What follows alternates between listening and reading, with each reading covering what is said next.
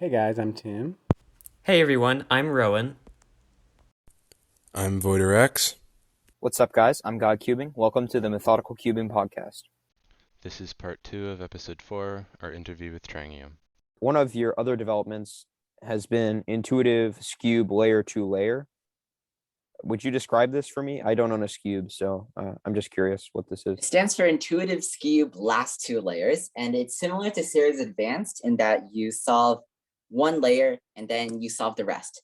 But whereas Series Advanced has 134 algorithms to solve the last two layers, Intuitive Cube L2L does it all intuitively. The only algorithms you need to know are sledge and hedge. So those are just two simple form move algorithms, and you basically you recognize the case, and then based on the case, you recognize where to do a sledge or hedge from, depending on the position of the centers and the corners.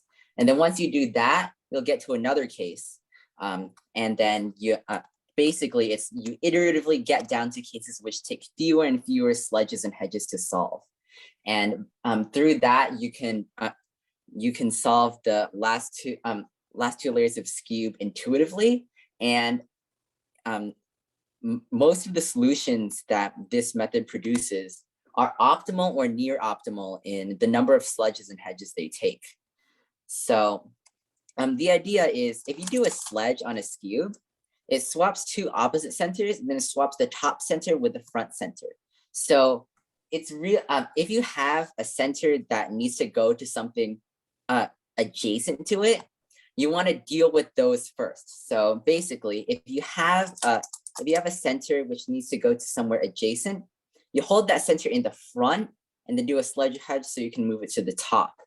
And then you, based on how the corners are, there's a couple different rules for how the corners are. Doing a sledge and a hedge have the same effect on the centers. So by doing a sledge or a hedge, you can influence the corners and you can solve the centers and corners at the same time. So in that respect, it's kind of similar to 5e5x of Triforce in that you're solving two different types of pieces at the same time using the same trigger.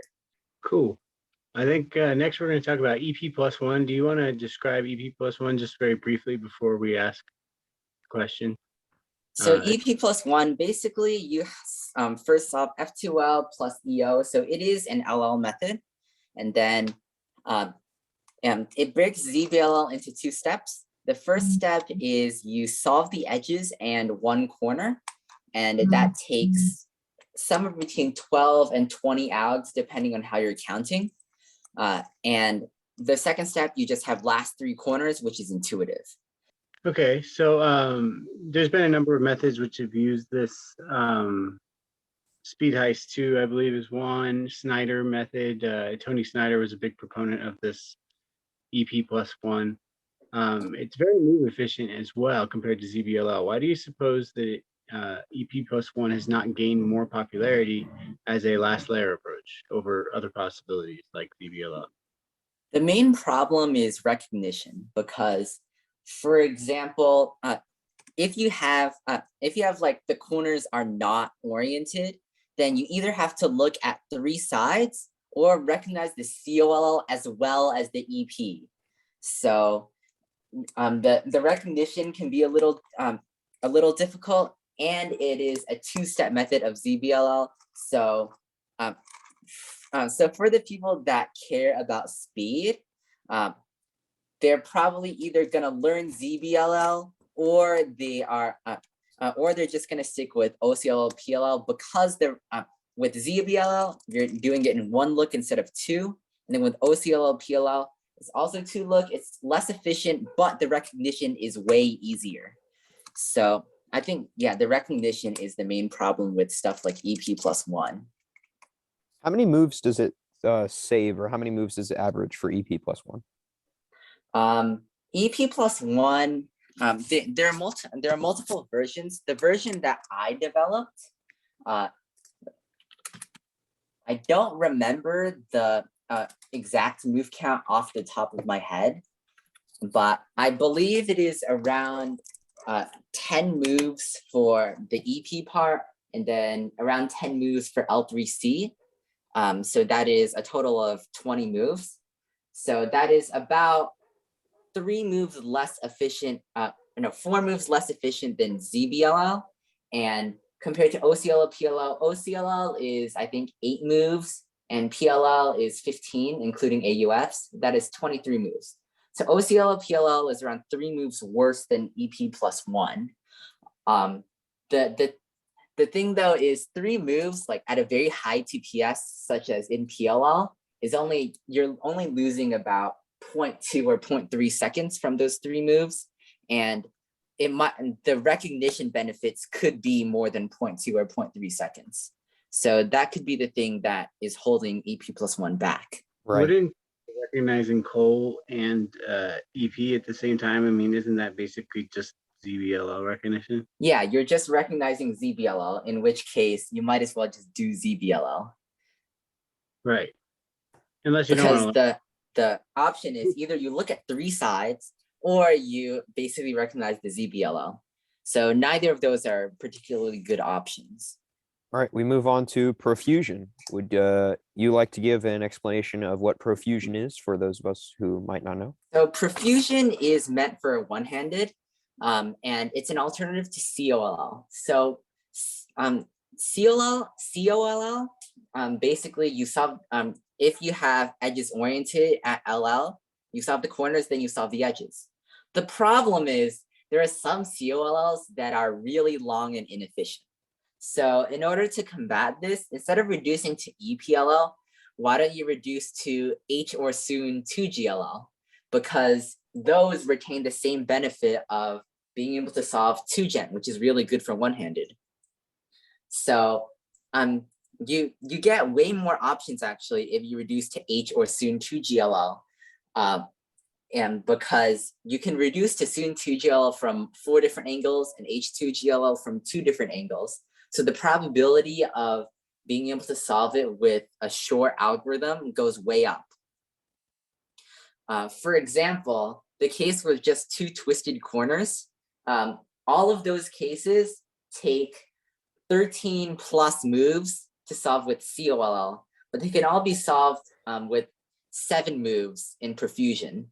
And then you reduce to a nice 2-gen case, but you reduce to a nice 2-gen case in way fewer moves. So in summary, the steps of profusion are, first, you recognize COLL, then you do an alg that reduces to soon or H2 GLL, and then you solve the soon or H2 GLL. Right, that's if the COLL is one of the ones that is inferior, and you would use the profusion If algorithm. the COLL is good, you just do COLL. Right. All right.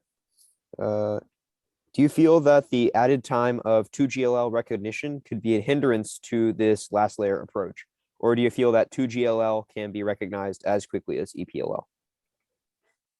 So I think the 2GLL recognition is more an issue for the H cases because there's only 8, but you have to recognize them, like there's 2 different angles you can recognize them from, and it takes a lot of getting used to. So H profusion could just end up being slower, even though the algs are really good, just due to recognition. But with soon 2GLL, you still have like a 1 by 2 by 2 block of oriented pieces, and most of the algs have the block at the front. In fact, with my OH algs, all of them have the block at the front. So my OH turning style is a little bit different. So it favors algs with more R2s and that are shorter, which is for some reason very common in soon 2GLL. But for the average solver, still most of the cases have the oriented block in the front, which means that a very viable strategy for soon profusion would just be at the end of the profusion alg, I'm doing an AUF to get the block in the front, which is only an added move 50% of the time, then just recognizing based on the block. And that would be probably as fast as EPLL just with the extra move. You could even choose for each alg that you use in place of COLL, it will end up at the same angle for the soon every time. So you can actually like selectively choose algs that give you the block at the front. So this might seem a little inefficient, but it actually, it might be inefficient, but only by like around half a move for better recognition. And that's depending on the solver, that is probably worth it to sacrifice a move for better recognition. Okay. Why did you choose to reduce to H and soon to GLL in particular? I'm curious. Well, it would be H or soon to GLL because the solver would choose like for each case there could be a good solution for H, and there could be a good solution for soon. There might be good solutions for both, but sometimes there's only good solutions for one. But for some solvers, some solvers might not like the H2GL recognition and only go with the cases that have a good alg to reduce to soon to GLL, whereas some people value more efficiency and would choose more algs to reduce to H2GLL. So the reason why I chose H and soon is because H has the best algs and soon has probably the second best algs, tied with anti-soon. The reason I chose soon instead of anti-soon is while soon usually has the oriented block in the front, anti-soon usually has the oriented block in the back. So with if you chose to reduce to anti-soon, you'd either be more inefficient or have harder recognition, although only by like half a move. And then the difference between EPLL and H, EPL is like 12 moves on average, H is 13. Soon is like 14 if you use like the algs that most people use that don't have like the R2s in them. I use the algs with R2s in them, so it's more efficient for me. And then the other cases, pi, UT, and L are like 15 moves on average. So I just chose to reduce to the more efficient 2GLL cases. Your OH turning style, how do you do R2s? I do Aido R2s where I start with my pinky on the front of the cube and then pull all the way back to the top right or the back right. So the way I do it, my cube is loose enough that I can just do R2 the same way you would do R, but you just use more force. So like that really helps, for example, in H perms. The OH H perm has like, 4 R2s in it, and the pi OCLL, which has 3 R2s in it. So so like I found that makes certain cases way faster to do for me. Cool. We'll move on to Maheta, some of your contributions to the Maheta method next.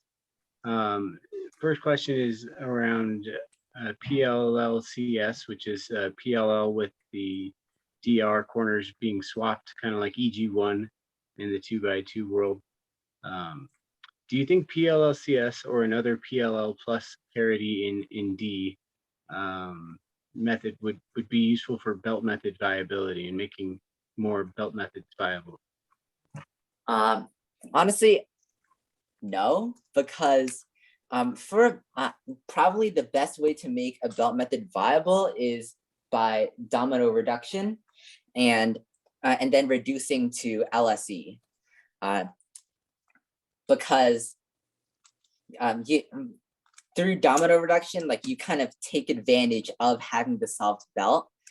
For those unfamiliar with domino reduction is when you reduce to the belt either being solved or being at least all being oriented and in the belt, and then all edges are oriented and all corners are oriented. And so doing U, D, R2, L2, F2, and B2 preserves domino reduction. And this gives you a lot of freedom because you can actually turn every face while not ruining your progress. And this has been shown to be really efficient in FMC, at least, Although in speed solving, it might not be as good because there are more double moves, which could hinder ergonomics. But for belt method viability, domino reduction is probably the way to go. Either domino reduction or a less restricted version of domino reduction where the edges don't necessarily have to be oriented. And then you would orient them during LSE. And the problem with applying this to PLLCS is if you, let's say you did a belt method and then you did domino reduction. PLLCS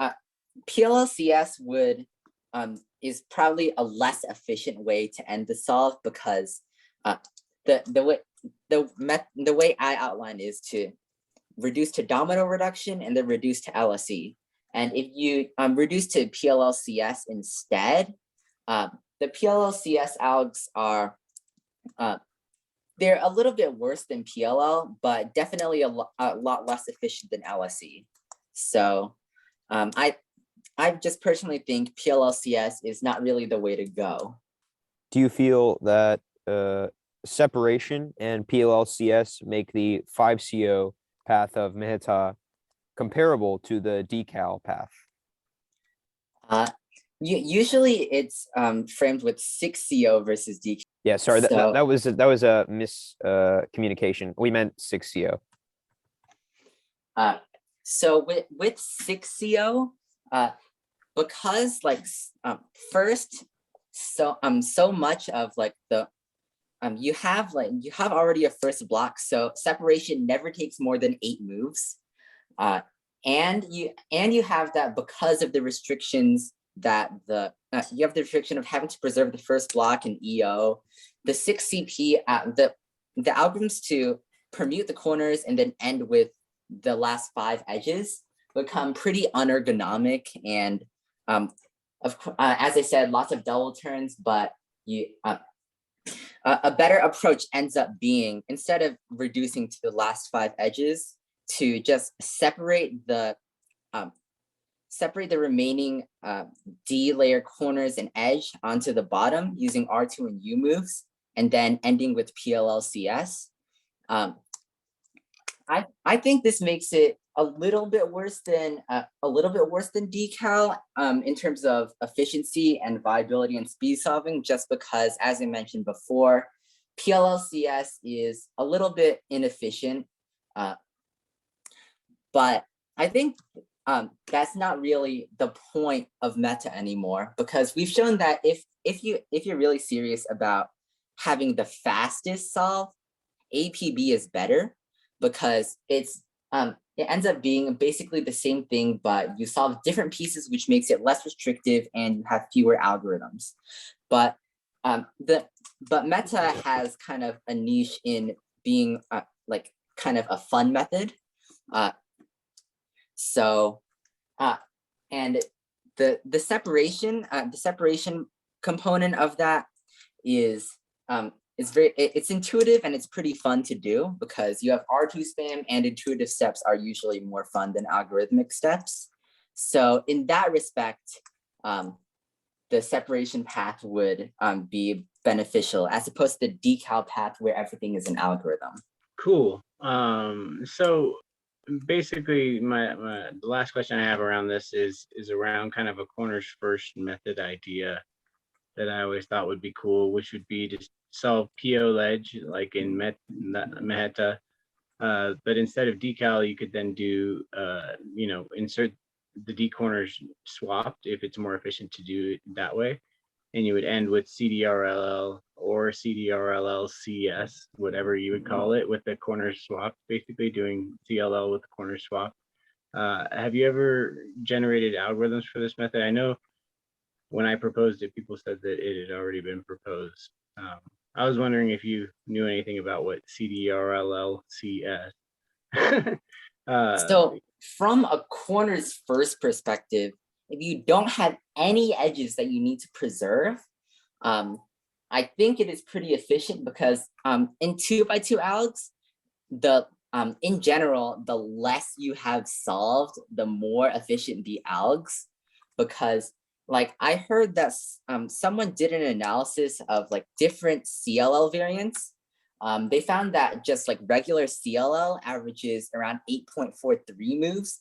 But if you have like the two corners in the bottom swapped, it goes down to around 8. And then if you have like them swapped and twisted, then it goes down to like 7.8. So if it was a pure corners first method, you don't need to preserve any edges, then that could be a good way to go. But in terms of meta, you have to preserve so much. You have to preserve the entire EO ledge, and you have to preserve, you have to preserve a lot. Which I generated a few CBRLLCS algs, and they are significantly worse. And the benefit that you get from being able to do decal with the corners swapped is a lot less than in the separation path. Because in the separation path, all of the bad cases for just straight up solving the block are good cases for separation. With decal, that's not as true. There are much fewer cases that are very bad for just solving the normally, but very good for them being swapped. And combined with the fact that CDRLLCS is significantly worse than CDRLL, as a meta variant, it probably wouldn't be worth it. Now we move on to the section on EOFE. We don't have any questions here, but we'd just like for you to describe what EOFE was and why it is no longer. I mean, it still exists, Well, but it's so basically EOFE is a variant of the Nautilus method, which first solves a 1x2x3 block in the same position as Ru, and then a 2x2x2 block in the down back right, around the down back right corner. And then you are free to do U moves and wide R, U, wide R prime triggers without breaking the Nautilus. So EOFE solves the EO along with the F2L edges in one step. That is around 250 algorithms. Now the point of the EOFE is you have a lot of options after this. You have EO with everything solved except for the last layer and the DFR corner. So there are lots of variants you can do. You could just solve the corner and do ZBLL. You could orient everything and then do TTLL. You could do CLS and then PLL. You could do CPLS and 2GLL. You can try to do something like EP plus 1, but in this case, it would be EP plus 2, and then last 3 corners. And then you could even do an option select. And the cycle union system wasn't very developed at this time. In fact, the cycle union program just came out. So at the time of development, there wasn't really a good way to generate the EP plus 2 algs, just because there were so many of them and no way to automate it.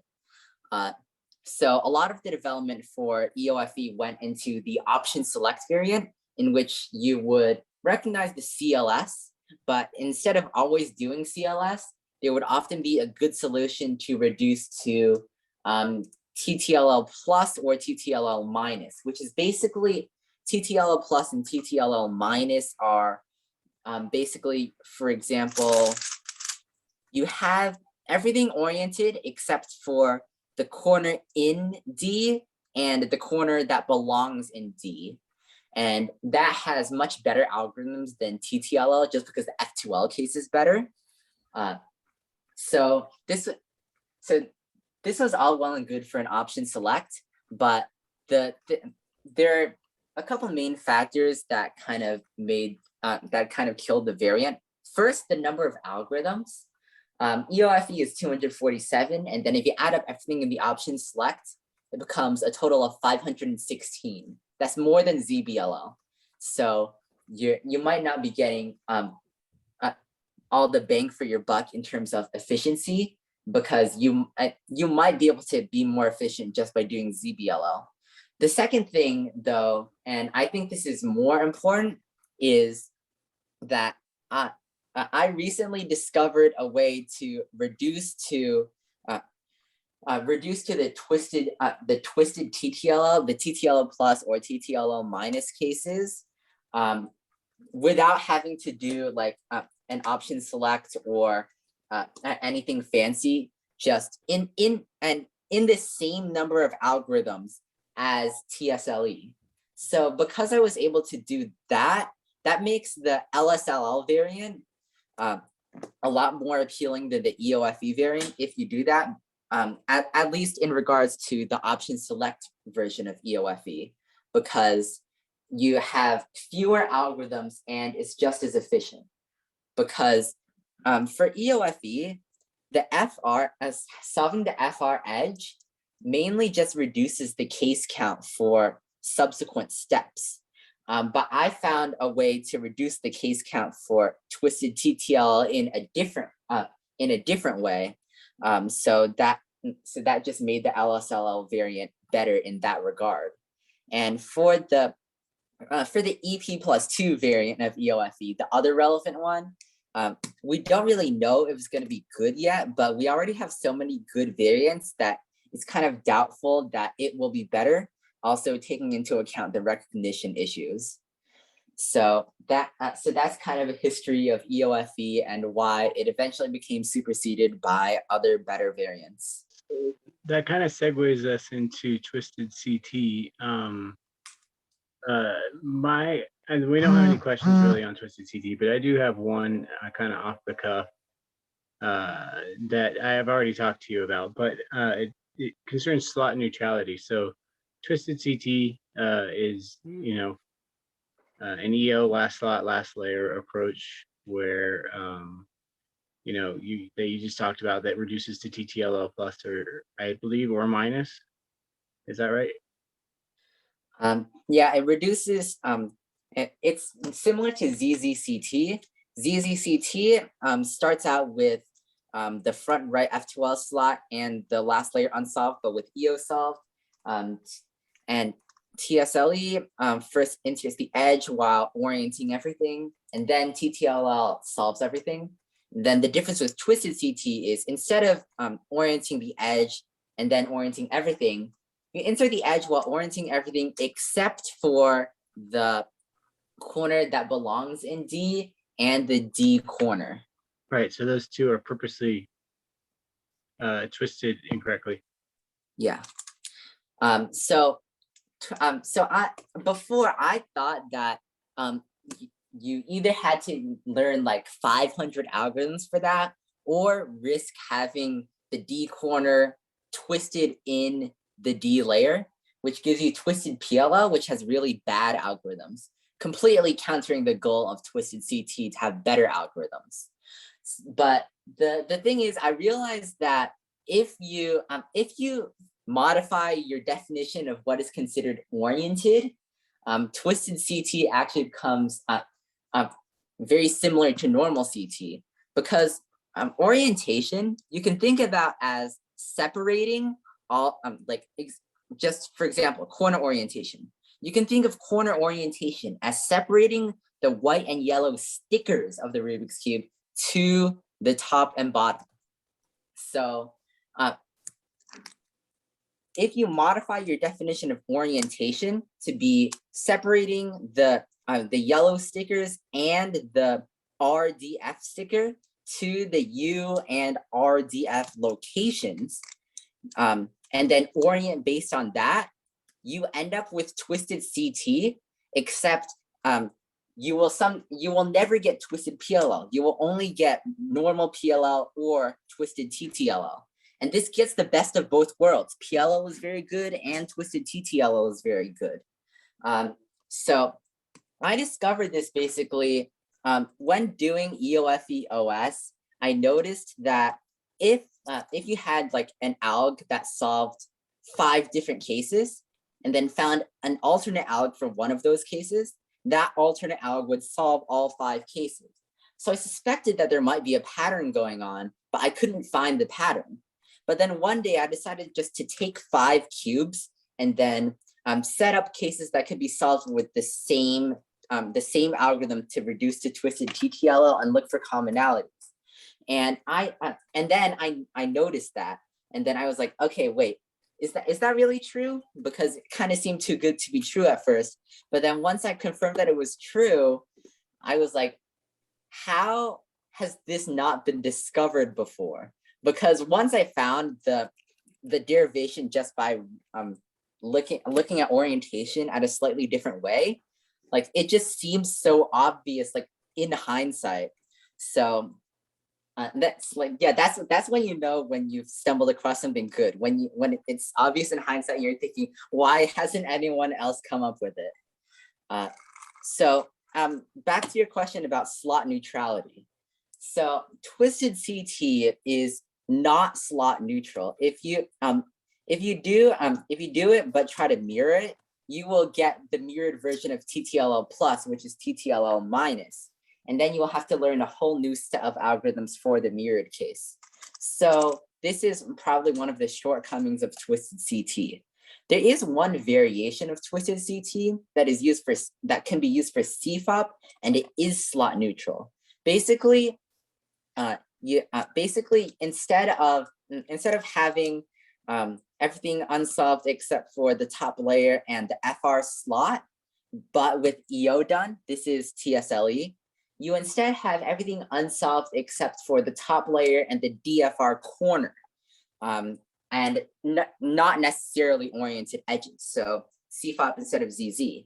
And the edge in FR, again, does not really improve the quality of algorithms that much. It just serves to reduce the case count, because in this variation, there are around 170 algorithms. If the FR edge is not required to be solved, that becomes around 850, which is too many. But if you reduce to the top layer being the top layer and the DFR corner being unsolved, everything else solved, you can do a very similar thing to twisted CT. You just basically recognize in the same like modified type of orientation way, and then you also recognize EO, which should be pretty easy. And this version is slot neutral because no matter where the unsolved D corner is, you can just do D moves to move into the DFR space. So twisted CT is not slot neutral, but it is a variant based on CFOP, which is. And then after you do that, it reduces to twisted TTLL just like twisted CT. And if you go that approach, but you do have edges oriented, what does that take the alg count down to? If you do have the edges oriented, I think there are 23 algs for the twisted TSLE, and then just as always, 72 algorithms for each set of twisted TTLL. So that would be a total of 95 algorithms. I'll go ahead and ask about 4x4 to 2x2 reduction. I haven't looked into this much, but do you think it could be a good method for reduction on 4x4, given enough research and better algorithms? So 4x4 to 2x2 reduction, I have done some analysis on it. I initially dismissed it as kind of a joke method, like a curse method, because like the cubing community has kind of agreed that 4x4 to 2x2 reduction is really inefficient and there's no good way to do it. But then I like toyed around with it more and then found more efficient ways to do stuff. And so I found that like just as a preliminary analysis of the move count of the algorithms, there is a version called 2SEP, which does like, it reduces 4x4 to 2x2, but not solving the centers, and then it solves the centers to reduce to 2x2. The problem is the algorithm for solving the centers is like 20 moves long, and you have to apply it like at least 6 times. So in total, that method ends up being like 225 moves plus, as opposed to Yao averaging less than 150. And so although good move count doesn't necessarily mean good method, bad move count, a bad move count can indicate that it is the method isn't isn't worth pursuing for speed solving. However, I developed a version where instead of solving like 2 by 2 by 2 2 by 2 by 2 subcubes without the centers, and then solving the centers, which requires the 20 move algorithm, you instead just solve directly into a 2 by 2 by 2, and you basically solve 4 2 by 2 by 2 subcubes, and then you solve plates and handles, where a plate is a 1 by 2 by 2 block that is like half of a 2 by 2 by 2.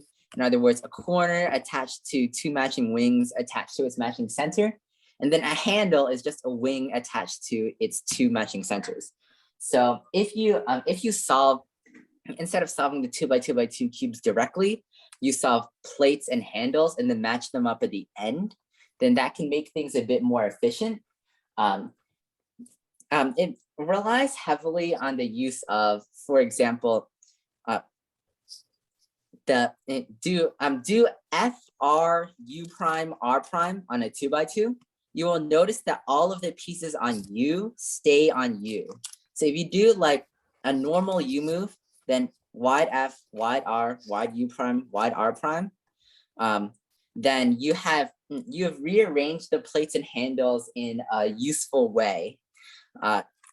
And so through this method, I concluded that it could average as low as 170 moves, which is only around 20 to 25 moves worse than Yao. And then I went back to the version where you solve the 2 by 2 by 2 subcubes without the centers, then solving them at the end. You don't have to use a 20 move algorithm to move around the centers. You can move around the centers in as few as 4 moves.